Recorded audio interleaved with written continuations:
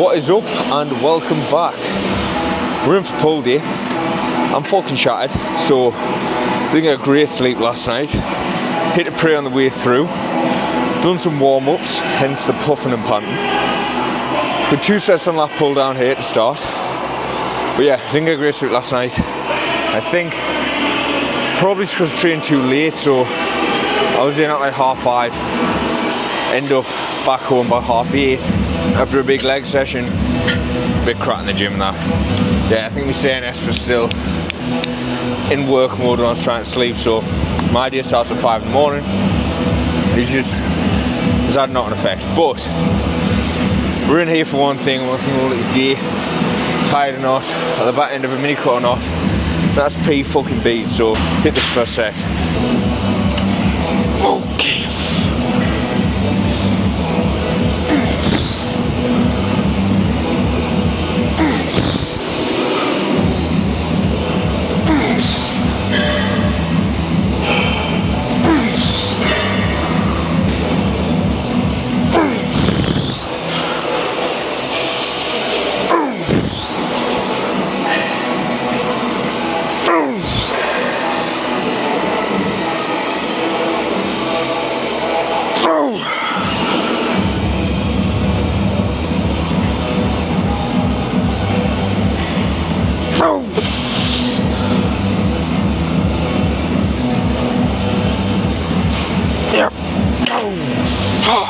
And that is how we do it.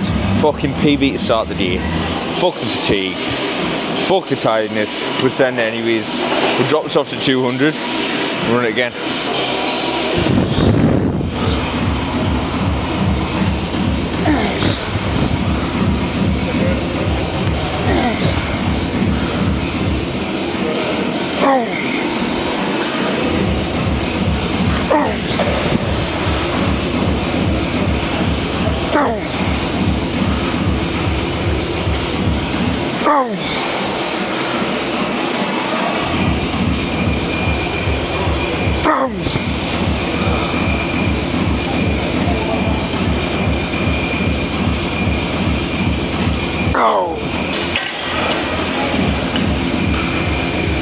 The big thing on social media right now, it seems, in a subsection of science-based lifting, I'm saying subsection because I don't consider them real science-based lifters, as they cherry-pick studies or parts of studies to push a narrative to sell coaching.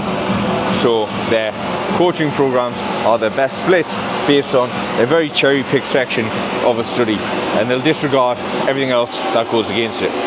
So one of the big things that is getting pushed is fatigue, or the complete fear-mongering of that. So the idea these people are pushing is that fatigue should be avoided at pretty much all costs. Fatigue is part of growth, it's part of really pushing in the gym and causing muscle stimulation at its maximum.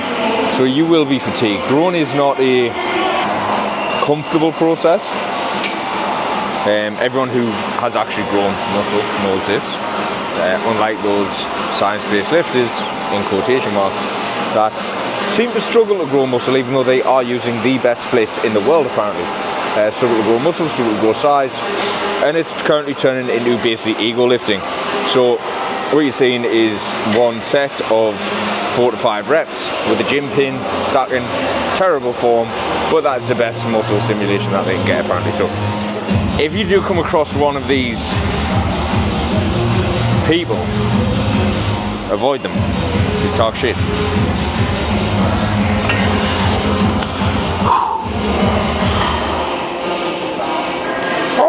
Okay. Oh. Oh. Oh. Oh. Oh. No.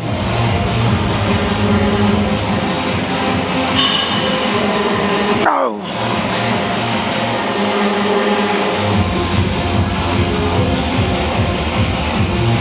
No. Yeah, buddy. Lightweight. we will be turning up on this, I believe, in the bulk very quickly. There's 90, I say turn up, I'm in 100. I want to run this to 8 clean reps, then go up from there. So on fatigue, it is something that should be managed. It's not something that should be ignored. But you shouldn't be scared of it, right? You shouldn't be pulling back in the gym to the point where you're not getting your maximum gains because you're scared of fatigue. If you've never felt fatigued, this probably is an issue. Like, you're probably leaving gains on the table. You're probably not pushing hard enough. You've probably got volume to go. You increase the volume. And if you need to have a little deload, a little pullback week, that's fine. Again, there's this whole premise of never needing a deload ever. Okay. I would argue you've never trained hard enough ever. Anyways, let's drop this off, 2 more sets. Okay.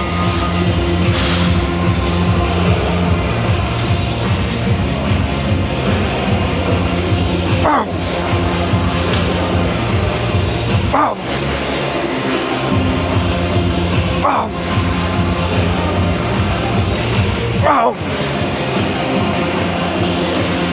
Wow.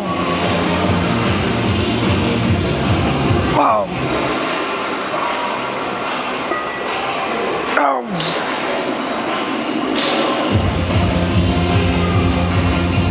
Wow.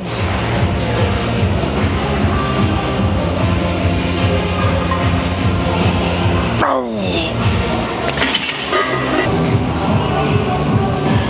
So one thing you might not see on these videos, but it's something I do in my sessions, so I don't record absolutely everything, is warm-ups later into the session become less. So essentially, I'm training back, after my lat pull downs are done, I'll do like 2-3 warm-ups on there, just to get things moving, joints warm, blood in the muscle, basically ready to actually work.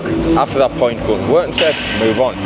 The next exercise is potentially one light set to get into the groove, somewhere near top set, maybe it's a rep or 2 just to get a feel of that weight, and then into it. After that point onwards, if I'm still hitting back, lats, mid-back, rhomboids, traps, stuff like that, then I ain't doing warm-ups. I'm doing a quick feeder, 1 or 2 reps just to get the movement down, feel that actual mechanics of the movement, and then into me set. The reason being is I don't want to waste a load of energy constantly doing warm-ups when you're warm. A warm-up's a warm-up. Your feeder sets are different. That is to get a feel of the movement, a feel of the weight that you're about to approach and do, and get locked into it. But use your warm-up sets more towards the beginning of your workout, as it makes fucking sense, and then drop them off as you go through your workout, and potentially even look to go into maybe one feeder and then straight into a top set if you feel confident with the movement. Like I have here. Right, let's get a fucking tune on.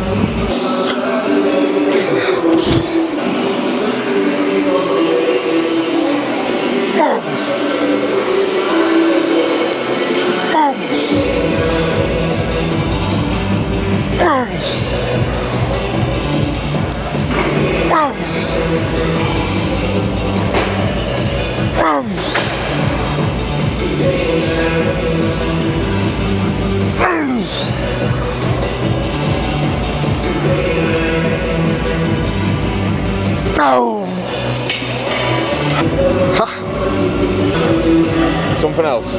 4 of them today.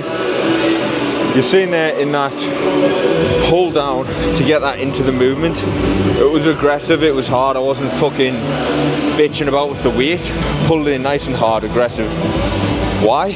Because I want to make that weight feel light. I don't want to pull it down gently, slowly. Like, it's not delicate. Pull it in nice and hard, make it feel light, because I want to make it fucking light in the set. So I'm turning on all the way from the fucking first rep, all the way on. And it's something that definitely does help with setting up for a good set and getting the mind in the right position to actually go into a good working set and fucking thrash it.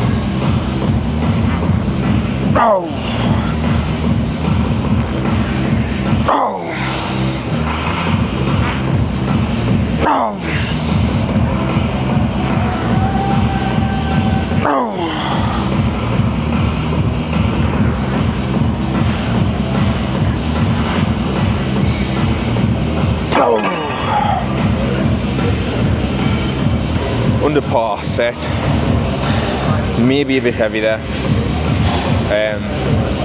Yeah, no maybe about it.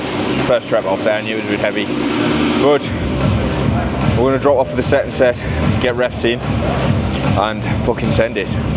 Like, one thing I will be always explicitly clear with is mindset being the biggest driver of performance over everything. So right at the beginning, I said I was fucking tired, didn't have a good sleep, bit of a shit feeling coming into the gym, but over the last 3 exercises and 7 sets, 8 sets, I've PB'd maybe 50%, and it's because I didn't come in and be like, oh, this is going to affect me workout, oh, I feel this, I feel... Like, a lot of people overanalyze situations and then they just fuck themselves by doing it. Like, if not everything's perfect and right, then it's going to be a bad day. You make it in your head, like, your head is your reality, simple as that. I said, oh yeah, I'm tired, told myself I'm not, and see what happens, and we fucking smashed it. So, sit, set, set.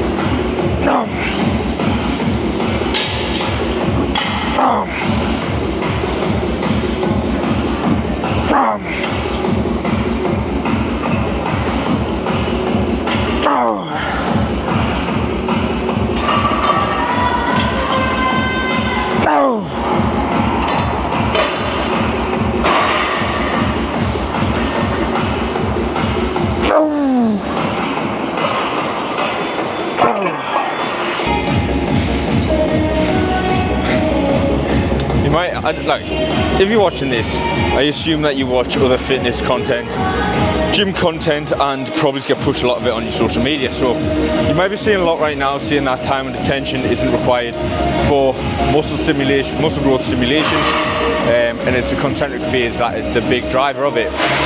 Don't listen to everything you hear. As I said before, people cherry pick studies. Maybe there was a study showing that the concentric grew more, and now these people are jumping to conclusions that the eccentric means nothing. Think of time under tension as stimulus exposure. So the longer your muscle is exposed to the stimulus, the more stimulus it's going to have. That's pretty fucking obvious. Like, you don't need a degree to work that one out. So control the eccentrics, don't let it fall off. It's going to keep the muscle under stimulation through that phase. It's also going to help you control the set, so you're not just letting stuff fall in and out, reducing the risk of injury and being able to actually get better connection to the muscle. Because once you let that drop off and on and off and on and off and on each rep, it's going to be harder to find that groove. So if I was to do a set like this,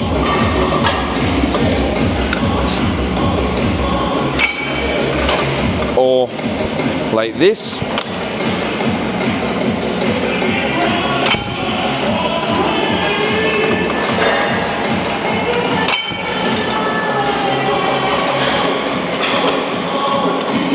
I can actually feel the connection of the lats much better throughout the full set on the second one. I'm feeling better in the concentric, I'm feeling better in the eccentric, and I just feel more exposure to that muscle. So control the eccentrics, don't let them bounce in and out. It doesn't have to be a stupid amount of time. Somewhere between, like, overall exposure per rep, if you think somewhere between like 2.5, 3 seconds up to say like 6-7 seconds. So that's like a 1 second concentric. This is Jeff Neck hard shit. A 1 second concentric in hard, and then I want like a 2 second eccentric, or 1 to 2 second eccentric. You're pretty much good to go. You don't need to be doing like 6-7 second eccentrics. unless you really want to. I'd find it pretty boring, but yeah, I 1 to 2 set eccentric extensions.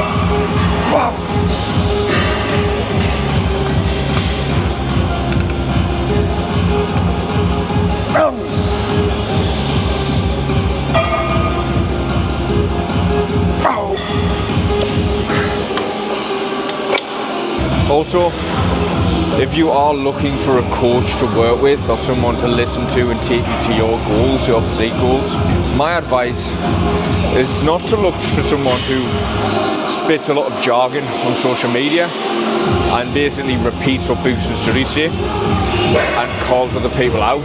Like I've seen a lot of people doing this.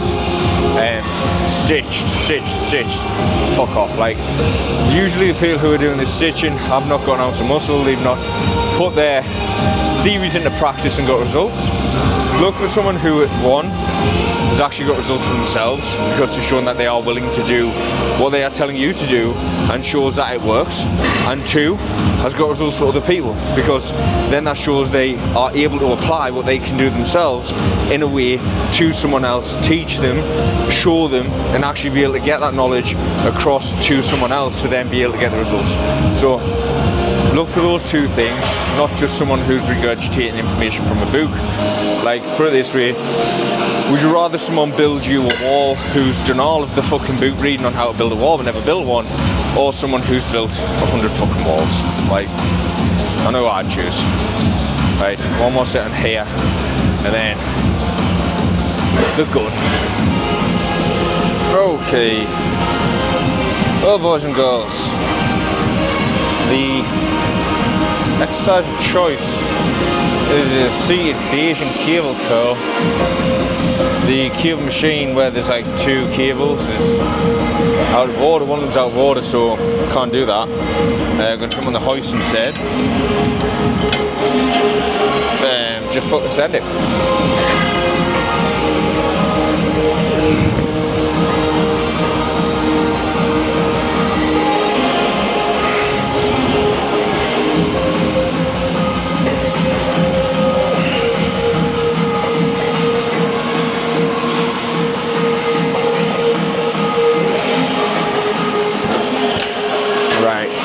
I'm disappointed to see it. I have got cardio after this. Fucking boring. We'll go 111. Aim for like 7 to 10. Just do 3 straight sets of like 7 to 10. See what we get. But if you have watched this far, first and foremost, you are a legend. And secondly, this is like the last week of the cup. So vests will be gone very shortly, so we'll milk these while we can, and there'll be oversized tees, not hoodies because coming into summer, bulking through summer, brave bastard, but it needs to be done. I need a lot of lean mass on. Target areas that I want to improve on is posterior chain, so hamstrings, glutes, lats, and side delts as well. So posterior chain, side delts, the big 2. That's why I put posterior day in to help with that back development and lower body development. Fucking hell, vascular shit here. I don't know if you can see it. And then obviously side delts. I do volume on them anyways. I do push them hard, so it's just time to bring them up. And to be fair, they're not horrendous. I just like more side delts to give us that classic look. But let's get a set done.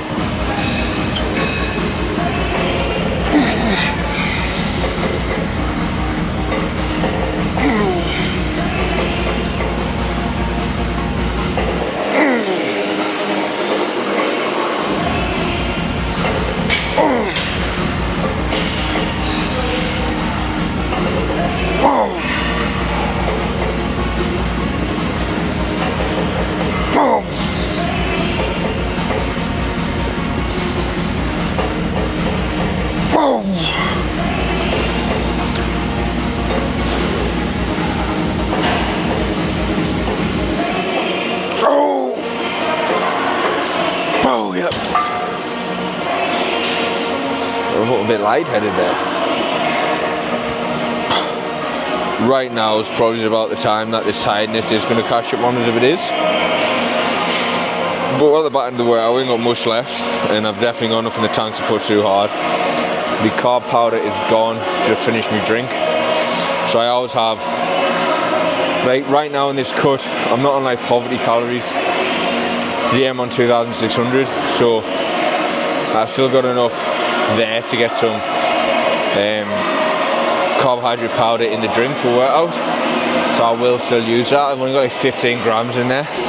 That's gone now. So like carbohydrate powder, like a portable charger for your phone. So obviously you've carbed up, you've charged your phone up ready to come to the gym, but as you are using that phone, as you are training, then that charge is depleting, and that carbohydrate powder is just like a portable power bank to bang on there, very quick absorbing, gets the strain of the system and help keeps you topped up through the session. So if you do have the spare carbs, I do recommend it. It helps very much towards the end of your session. Don't be waiting to drink it for the end of your session. Start drinking it as you start training, or like 15 minutes before, and then halfway through the session it's going to be starting to get used. So you don't want to be having some of that left after your session, or it's fucking pointless. You want to aim to finish that drink like 30 minutes to the end of your session, and then you've got those carbs in to actually utilize in the session. So I've got like this preacher curls and shrugs left, so the carbs that are finished in that will be working their way through and into the old system. So carb powder, if you got the spare carbs, get it in. Let's run the second set.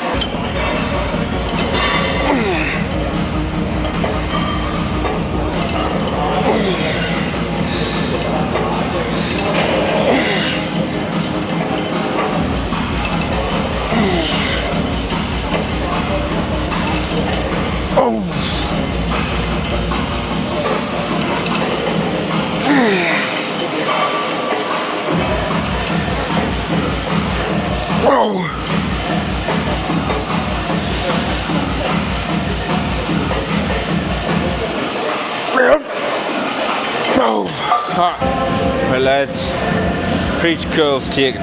So we're going to be going on the Kanata total arm thing. Easy bar grip, found roughly my weight, and again I'm just going to send it like I'm going to get gains, take gains no matter what. I'll fucking take gains wherever, whenever, whatever machine is available. I'm going to take them gains because they're fucking mine, right? Along with me. Let's get this.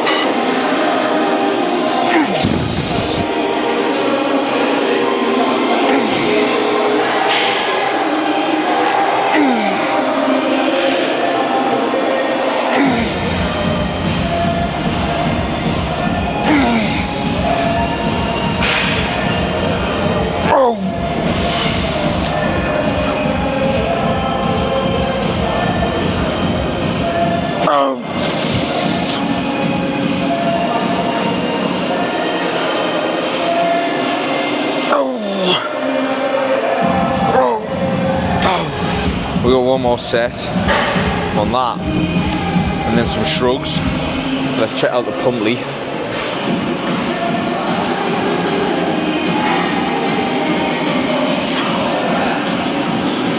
Got me something going on. So feel pumped. Right, let's some shrugs. Okay, let's hit up some barbell shrugs in the hardcore corner. Because old school hardcore shit. I am actually really fucking tired now, but I've got 2 sets left, so I ain't actually tired until these 2 sets are fucking done.